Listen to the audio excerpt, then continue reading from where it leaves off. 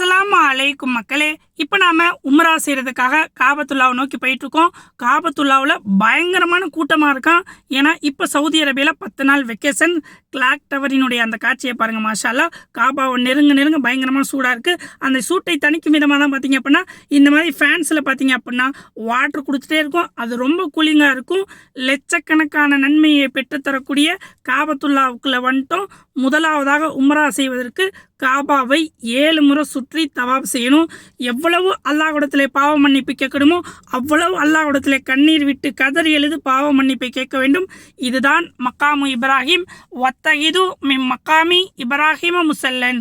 மக்காமு இப்ராஹிமின் ஒரு பகுதியை தொழுமிடமாக ஏற்படுத்தி கொள்ளுங்கள்னு அல்லாஹ் சொல்லி காட்டுகிறான். இதற்குள் தான் நபி இப்ராஹிம் அலைஹிஸ்ஸலாம் அவர்களினுடைய காலடித்தடம் வைக்கப்பட்டிருப்பதாக இன்னைக்கு வரைக்கும் மக்கள் நம்பிக்கிட்டு இருக்கிறாங்க.